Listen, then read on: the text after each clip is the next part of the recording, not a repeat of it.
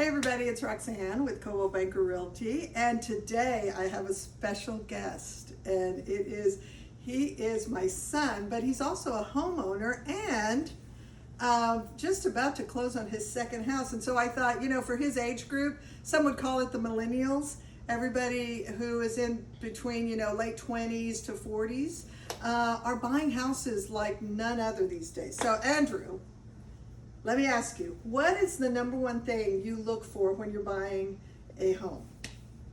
The number one thing I look for when I'm buying a home, Yeah. oh gosh, there's so many.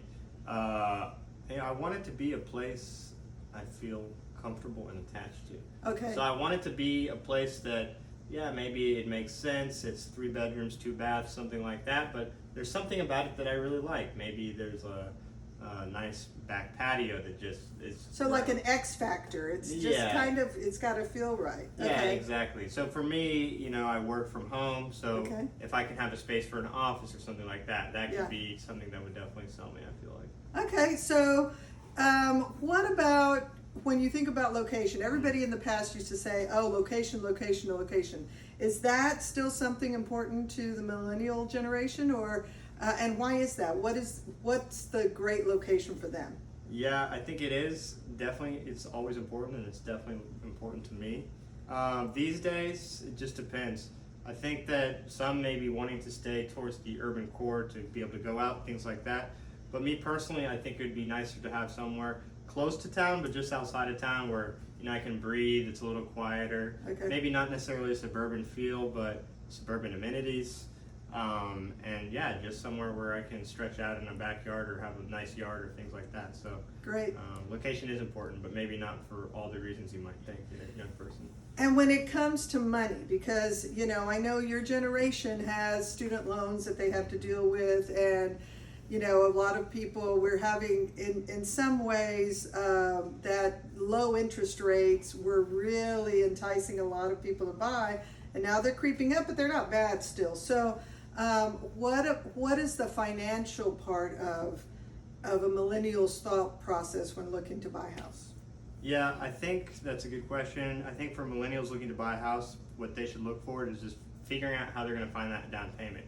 If they can find that down payment, they can make their mortgage payments work, because everyone is renting these days, right? So, and their rent prices are going up 5 to 10% year over year. So if you can just squeak your way into being able to make your down payment, you'll be able to make your mortgage payments, and they're going to stay pretty much the same every year. Yeah. So I'd say advice for millennials is figure out what you can do, find that down payment, get creative, but once you can get that, don't worry about the interest rates, just try to get in. So unlike, maybe your mom's generation or somebody older, or maybe somebody much younger, your generation thinks more about holding on to your cash instead of going into credit, doing a lot of dealing with the high debt and stuff like that. Would that be right?